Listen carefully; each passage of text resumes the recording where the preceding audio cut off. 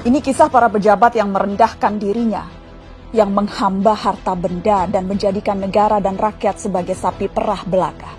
Saat kita semua menahan diri untuk melakukan ini dan itu, yalah beberapa politikus dan pejabat kita malah tetap bernafsu untuk nodong sana-sini, ngutil sana-sini. Saat kita semua mencoba bertahan di tengah badai, jungkir balik melanjutkan hidup saat semuanya begitu sulit, para politikus dan pejabat juga tetap berakrobat dengan anggaran. Entah berapa ratus ribu orang yang sudah di PHK, yang usahanya bangkrut, yang penghasilannya merosot. Tapi itu tak mengurangi nafsu para pejabat rakus yang tidak punya harga diri. Menteri Kelautan dan Perikanan bersama beberapa staf khusus dan pejabat kementerian meminta cashback dari setiap benih lobster yang diekspor. Mereka memakai uangnya untuk berbelanja barang-barang mewah persis ketika kebanyakan dari kita sedang mati-matian bertahan memenuhi kebutuhan-kebutuhan pokok. Saat banyak orang kelimpungan mencari ruangan perawatan karena kamar-kamar rumah sakit sudah sesak dengan pasien COVID, Wali Kota Cimahi malah memperjualbelikan izin pembangunan rumah sakit.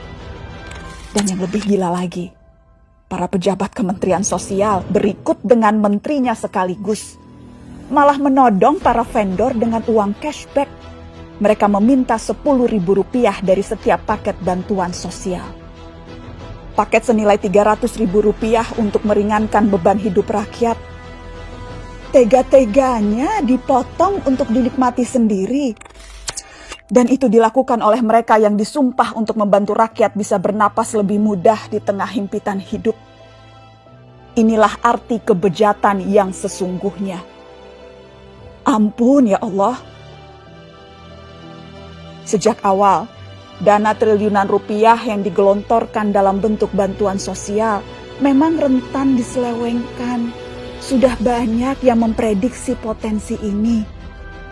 Mungkin memang kita tidak kaget, tapi bukan berarti kita harus maklum, bukan berarti kita tidak boleh marah. Kasus-kasus korupsi di tengah pandemi membuktikan kompas moral para politikus dan pejabat kita memang sedang berada di titik terendah. Bahkan pandemi yang membunuh banyak orang, menyengsarakan banyak orang, tak membuat para pelaku menahan diri dari hasrat memperkaya diri sendiri. Pandemi justru menjadi peluang untuk menggarong lebih banyak.